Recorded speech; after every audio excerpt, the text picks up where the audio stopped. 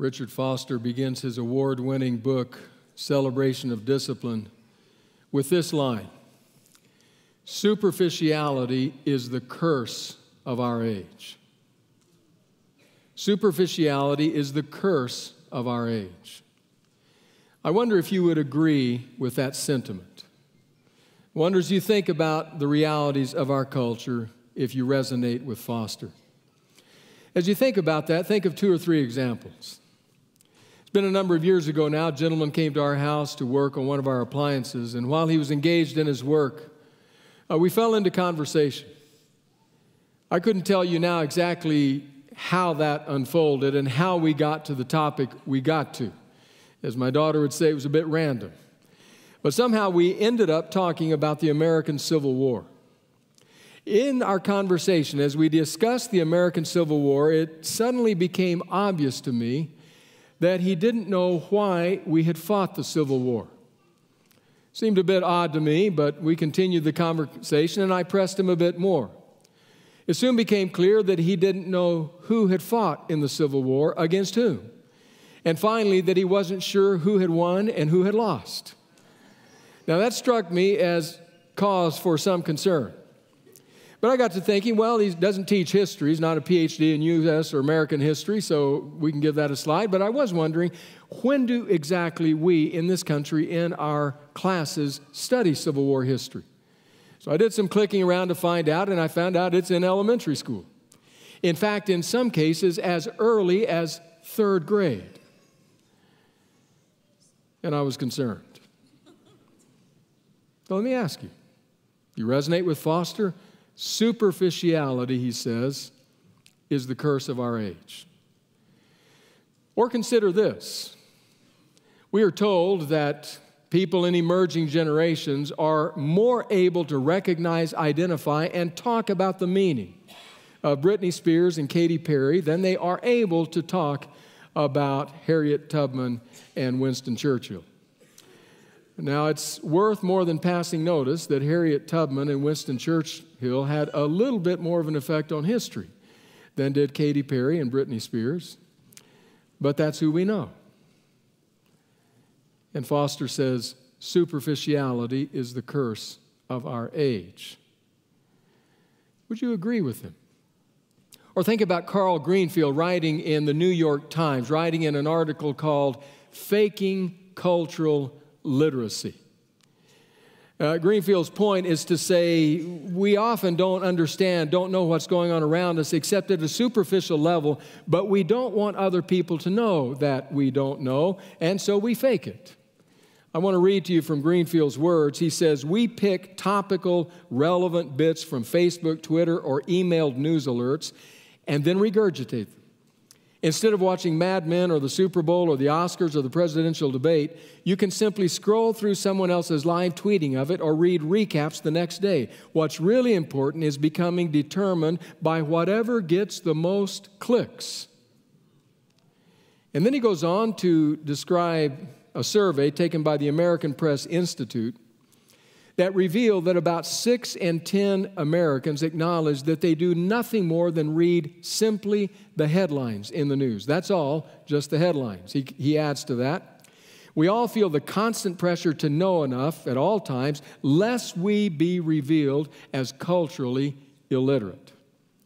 So that we can survive an elevator pitch, a business meeting, a visit to the office kitchenette, so that we can post, tweet, chat, comment, text, as if we had seen, read, watched, and listened. What matters to us, awash in information, is not necessarily having actually consumed this content firsthand, but simply knowing that it exists and having a position on it, being able to engage in the chatter about it." Faking cultural literacy, he called it. What was it that Foster said? Superficiality is the curse of our age. Maybe we ought to hear the full first paragraph of Foster's book. It's brief, but it's packed. He writes, "Superficiality is the curse of our age. The doctrine of instant satisfaction is a primary spiritual problem. The desperate need today is not for a greater number of intelligent people or gifted people, but for deep people. In other words, the age, the society, the culture has gone in the direction of the superficial, the quick, the instant. Foster's saying we need the deep, the lasting, the permanent. Sounds a lot like what Jesus has to say in John's Gospel, the 15th chapter. It is in that context that Jesus starts talking about connection, true connection, and depth, and what Eugene Peterson might call a long obedience in the same direction. Now, merely by the fact that it's found in John 15, we already know Jesus is just a few hours away from the crucifixion. And yet, in that intense time, he talks with his disciples about intimate and deep relationship. I'd like to read to you the first 8 verses of John 15. But before reading, I want to call your attention to a couple of things. I want you to watch for them. As we read through this passage, watch for the connection that happens here, the importance of that connectivity between Jesus and his follower. Watch for words like remain, or if you're following in another version, maybe dwell or abide. And watch for what it is that this passage might have to say to us who live in an instant, superficial society. So John 15, beginning with verse 1. I am the true vine, and my Father is the gardener. He cuts off every branch in me that bears no fruit, while every branch that does bear fruit, he prunes, so that it will be even more fruitful. You are already clean. By the way, that word clean can also be translated pruned. You are already pruned because of the word I have spoken to you. Remain in me as I also remain in you. No branch can bear fruit by itself. It must remain in the vine. Neither can you bear fruit unless you remain in me. I am the vine, you are the branches. If you remain in me and I in you, you will bear much fruit. Apart from me, you can do nothing. If you do not remain in me, you are like a branch that is thrown away and withers. Such branches are picked up, thrown into the fire, and burned. If you remain in me and my words remain in you, ask whatever you wish, and it will be done for you. This is to my Father's glory, that you bear much fruit, showing yourselves to be my disciples. I'd like to suggest to you that there are 3 words. 3 words that can aptly summarize the content of what Jesus says in this passage. But the same 3 words also point us a direction to go if we want a deeper, more lasting life. 3 words. The first word is the word attach. Attach. Connect. This is the 7th and final I am statement of Jesus that we consider from John's Gospel. I am the vine. In fact, in the first verse, he says, I am the true vine. By bringing up the metaphor, the image of the vine, Jesus is connecting with the history of Israel. If you delve back into the Old Testament, you will find that in the Old Testament there were occasions in which the writers or the prophets spoke of the people of Israel as God's vine. The Psalms spoke of it. Isaiah the prophet did, Jeremiah the prophet, Ezekiel the prophet, all spoke of Israel as God's vine. However, when you read those passages, you realize that the content is negative. Isaiah says the vine brought forth just bad fruit. Jeremiah says it was a wild, corrupting vine. In fact, in every instance in the Old Testament, when it speaks of Israel as God's vine, it is negative. It points to the fact that what God hoped, what God desired, what God expected from the people of Israel as an abundant vine that gave much fruit to the blessing of many never happened. It is against that backdrop that Jesus says, I am the true vine. All those who came before failed. But now God is present in the flesh, and in the flesh God has become and provided an incarnated true vine to whom you can attach yourselves, with whom you can connect. And in that attachment, in that connection, you will find the source of life. And the life that he talks about here in John's gospel is the abundant life that he provides. I'm the true vine. So attach yourself to me. Now, without question, in the day and the time of Jesus, that would have had meaning. People were tired of the round of empty religious ritual. They didn't want any more of that. They were looking for a vital, vibrant connection with God. But I would suggest that in our day and time, it's also a vital experience that Jesus here offers. After all, we're a society in a time that seeks connectivity. All the time we want to be connected. We are connected to our devices by which we feel connected to something outside of us, something other than us, friends or family or news or whatever else it is that we're wanting to connect to. And we become obsessive in that need to connect. Have you noticed? Have you tried standing in a line lately, a line at the airport, a line at the grocery store, without reaching for your phone? And have you tried? It's hard. I've tried it. My hand gets twitchy trying to reach. We want to be connected. We want to know that it's not far away from us. We seek that deep, meaningful connection. In fact, I've become convinced that we have such a desire, such an obsessive need to connect, that it speaks of a deeper spiritual need that we have. And we're trying to meet it in all these different ways where we are deluged with information overload by our connectivity. In fact, a piece in The Economist some time ago tried to identify some of the names that have been given to that too much information world. I want to read you from that piece. It says this: commentators have coined a profusion of phrases to describe the anxiety and anomie caused by too much information. Data asphyxiation, William Van Winkle. Data smog, David Schenck. That ought to mean something to us in this part of the world. Information fatigue syndrome, David Lewis.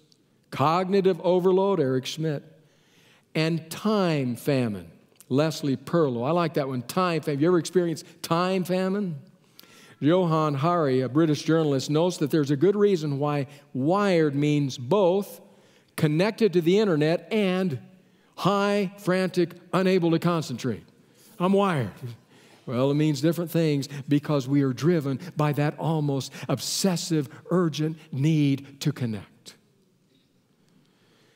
And into that world speaks Jesus from 2,000 years ago to that need we have. And he says, I am the true vine. I am the true source of life. I am the true source of meaning. I am the true source of satisfaction. So attach yourself to me. Connect with me. And experience the abundance that life provides. Sometimes we forget that. We're in church. Religious experiences are part of our lives. We forget the life-changing impact that Jesus can have. All that is required is to sit down with someone who has recently come to Jesus, has recently had their life turned around, upside down. All it takes is to listen to that, and you realize when you attach yourself to Him, life changes. We've talked so many times about, one author says, about inviting Jesus into our hearts, inviting Jesus into our lives. This author says, Jesus doesn't want to be in your life. Your life's a mess. He wants you to be in His life. So attach yourself to Him, the one who says, I am the true vine. 3 words, I would suggest, summarize what Jesus here seeks to say. They also give us a directive, a way to follow Him. First word is attach, connect, with the true vine. But the second word is the word abide. Abide.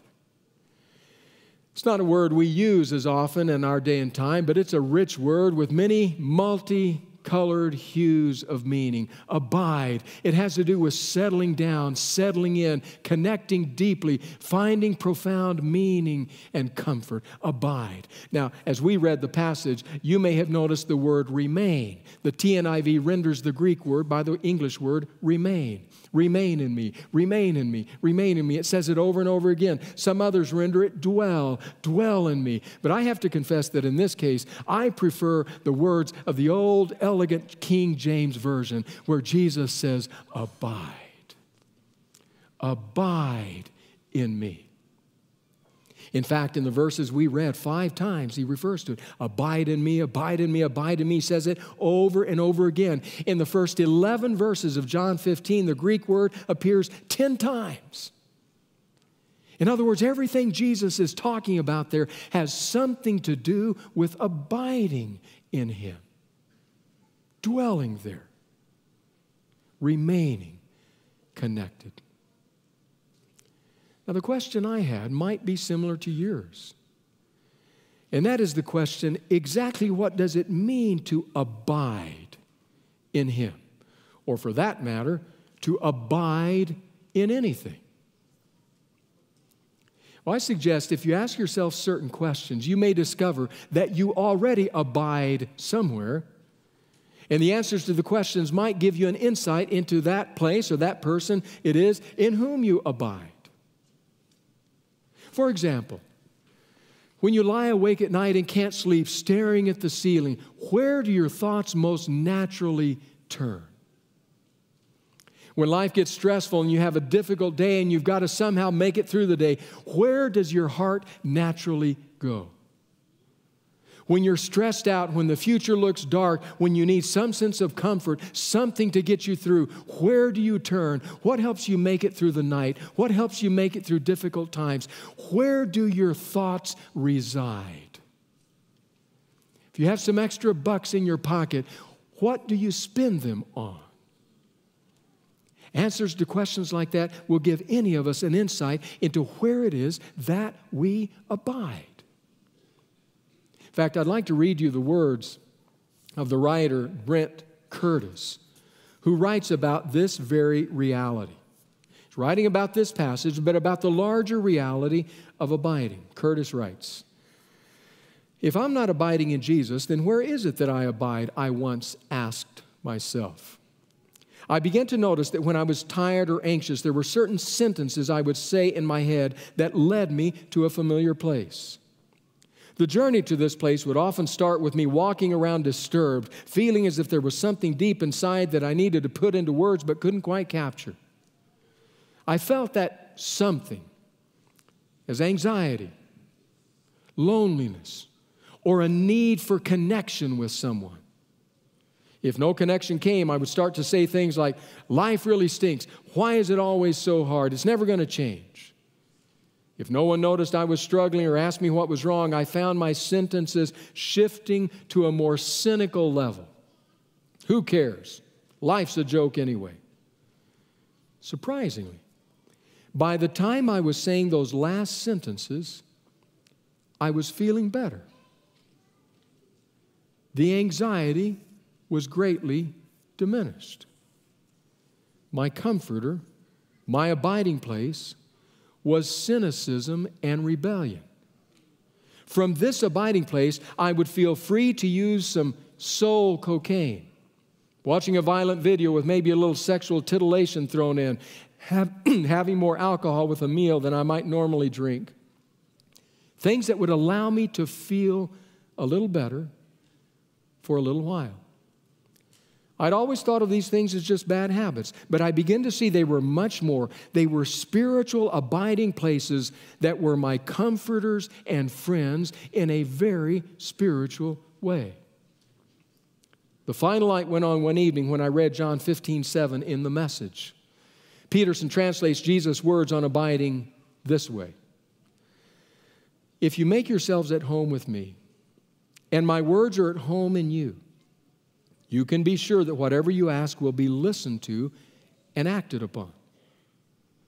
Jesus was saying in answer to my question of where I was abiding, I have made my home in you, Brent, but you still have other comforters you go to. You must learn to make your home in me. It's somewhat disturbing to read, isn't it? To recognize that we all have abiding places, places where we turn for comfort and for help and for strength and for a source of life, especially when life gets stressful and it gets difficult. And we turn to those things as a way to survive. That's where we abide. But Jesus says, abide in me.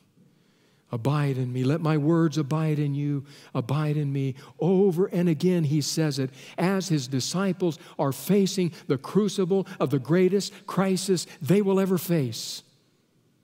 His call is, abide in me. Let my words abide in you.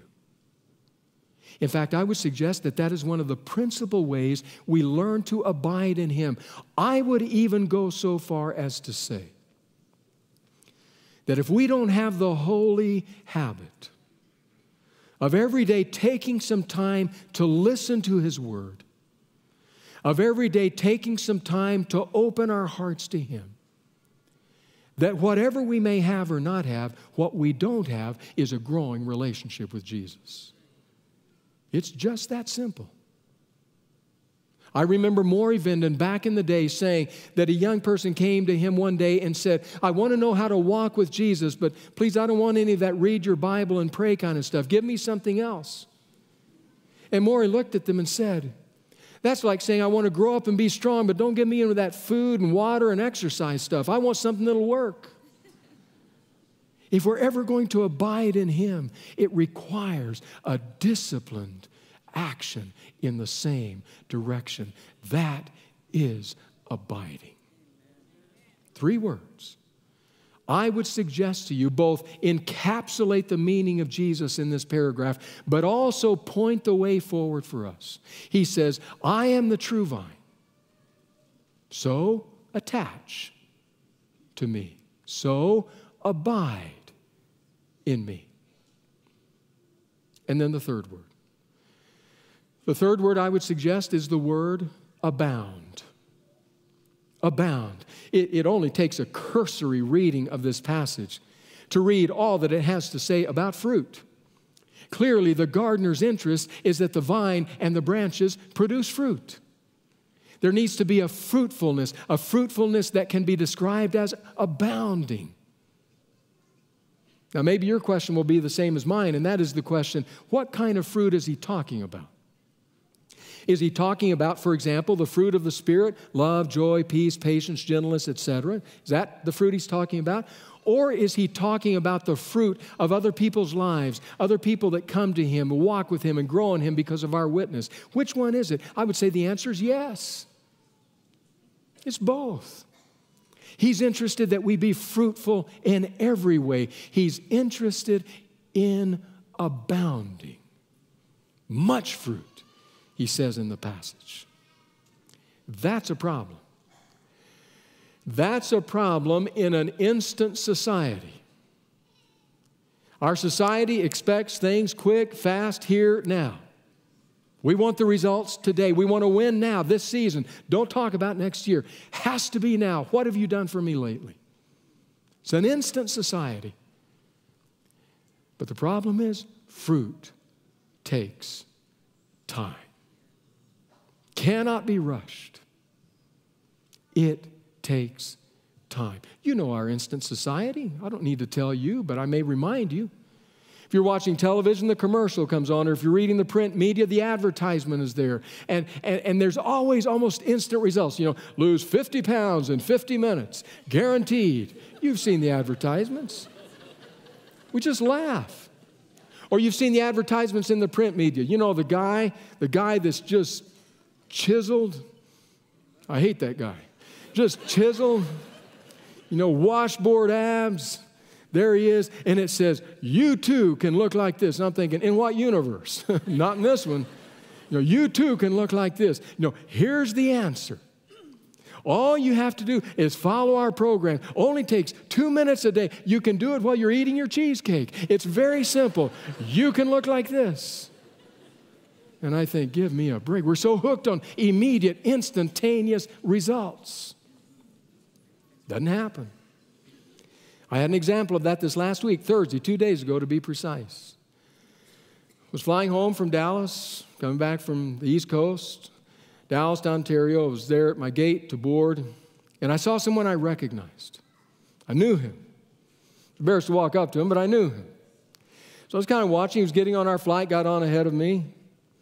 And so I was making my way through first class. He was seated in first class.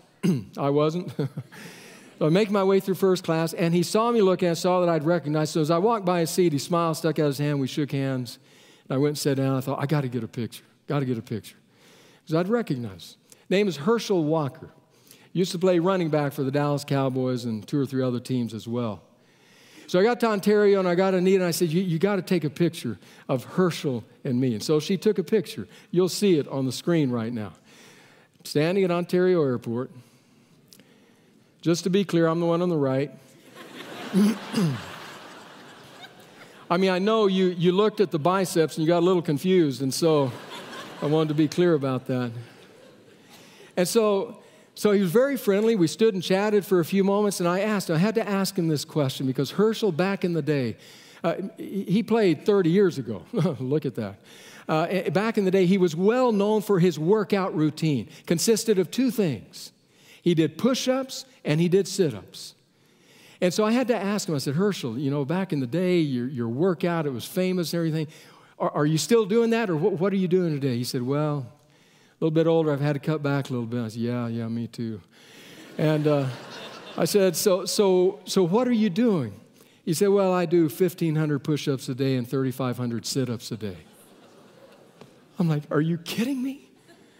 You too can have that body. All you have to do is 30 years, do 1,500 push-ups a day, 3,500 sit-ups, and that's you. That's me. But the problem is, we want it today, right now, instant, superficial. I looked up the metaphor in our day and world, that of the vine grower. I read about the Napa Valley north of us. Here's what I discovered. The vintners up in Napa Valley, they'll take a shoot and they will plant it in the ground. And they will do whatever they need to nourish and water it. A year will pass and it will grow. At the end of the year, they cut it back. The second year passes as it grows. The end of the second year, they cut it back. The third year passes as it grows, and for the first time, grapes begin to appear in clusters. They don't pick them. The fourth year passes, now more grapes, and finally, the fourth year, they begin to pluck the clusters. Do you realize, before they even break even, it can be 15 to 18 years just to break even, just to abound. That's almost inconceivable in an instant society. When Jesus says, I want you to abound in fruit, he's not talking to instant people. He's talking about people who will attach themselves deeply to him, who will abide profoundly in him, and who are willing to understand that it can take a very long time before we become as fruitful as we might wish. And do you know what's happening in that in-between time? The vine dresser is clipping and trimming and cutting back and plucking and throwing away. He's pruning. Do you know how he prunes in our lives? I've become convinced of this, by the way. I become convinced of how God prunes in our lives. Look something like this. Somehow God and life keep bringing us back around again and again, almost like a merry-go-round, again and again to the unfinished parts of ourselves. So if there's something unfinished in your life spiritually, God will make sure it comes around again and again to allow Him to prune you. Have you discovered that? Let's say you have an issue with patience. I've come to almost believe if I have an issue with patience as a driver, that somehow God takes all those stupid drivers on the road and He holds them back until I leave home. He sees me leaving. He says, okay, go, go, go, go, go. And they're all out there. And I'm like, what's wrong with these people? And God's pruning, clipping, trimming, saying, you got to work on patience, Randy. Or if you're struggling with loving the unlovable people, it's as though God gets them in line to live in your neighborhood, to work out at your gym, to work at your office, whatever it is. And He says, go, go. You got to help them learn to love the unlovely. Or maybe you're working on self-control. And you know what? You walk in the front door, it's free donut day at the office. Help yourself, as many as you want. And God and life just keep bringing us back time and again to the unfinished parts of ourselves while He continues to prune. In fact, I love the words of the bishop, New Testament scholar N.T. Wright, one of the keen scholars of our day and time, who, writing about this passage, writes these words: though it always hurts, we must be ready for the Father's pruning knife. God is glorified, and so will we be, by bearing good quality fruit and lots of it. For that to happen, there will be extra growth that needs cutting away. That too is an intimate process. Listen to this line. The vine dresser is never closer to the vine, taking more thought over its long-term health and productivity than when he has the knife in his hand. Pruning. Because he has fruit in mind. He wants your life, he wants my life to be fruitful. And so he prunes. And the growth takes time. And we must learn to wait. That is so hard when we live in a superficial, instant culture. But just in case you hear the call of God in your heart and life, just in case you hear the wooing of Jesus to come to Him, if you want to be countercultural, then you need to live a deep life. How do you do that? Jesus says, I am the true vine. So attach to me, abide in me, because as you attach and as you abide, you will abound in me. That's His desire for your life, for my life, that we might lead lives of depth in a superficial world, that we might express what God can do with a human life in our day and time. So my call to you is the same call that Jesus made. He is the true vine. So attach, so abide, and you will abound. Gracious God, our hearts are deeply thankful for the call of Jesus, for the source of life, with whom and to whom we can connect, in whom we can abide.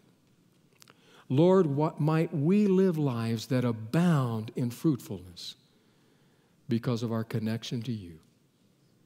In the name of Jesus, I pray. Amen.